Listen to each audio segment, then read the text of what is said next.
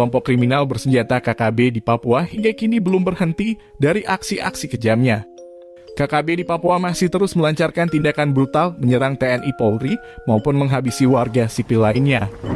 Aparat TNI Polri pun seakan tak tidur siang malam demi mencegah dan menghentikan tindakan brutal kelompok separatis tersebut. Berbagai cara dilakukan demi melacak keberadaan KKB, termasuk mengendap-endap di tengah hutan belantara.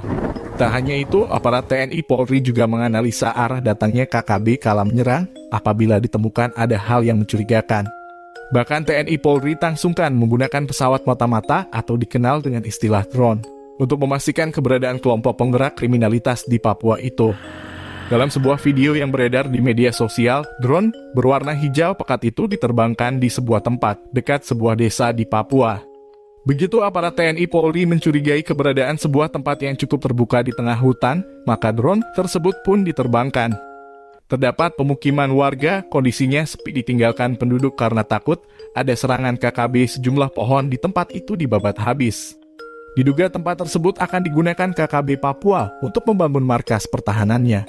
Saat pertama ditemukan tak ada tanda-tanda hal yang mencurigakan, karena yang terlihat hanyalah pepohonan yang tumbang. Tak lama berselang, terlihat ada pergerakan seseorang yang diduga sebagai anggota KKB Papua. Oknum tersebut awalnya tidak menyadari kalau keberadaannya telah terpantau oleh pesawat mata-mata itu. Begitu mengetahui bahwa ada benda aneh yang terbang tak jauh dari posisinya berada, anggota KKB itu pun berlarian masuk ke hutan.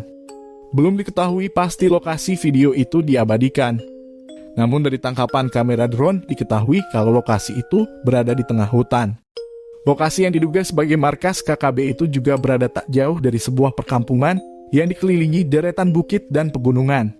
Akhirnya terungkap bahwa drone itu diterbangkan setelah TNI Polri menemukan kejanggalan ketika memasuki sebuah desa.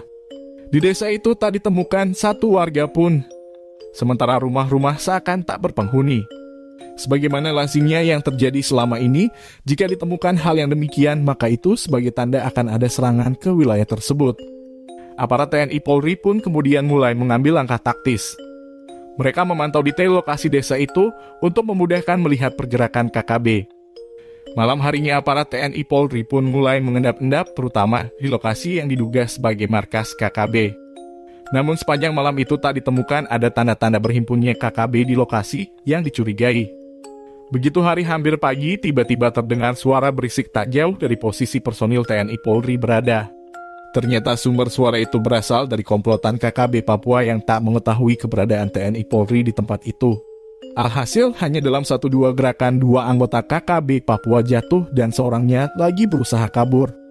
Anggota KKB yang berusaha kabur berlari siksak dengan maksud menghindari terjangan peluru anggota TNI Polri. Namun upayanya melarikan diri sia-sia. Karena hanya dengan sekali menyentuh pelatuk senjata, anggota KKB itu jatuh karena terkena tembakan.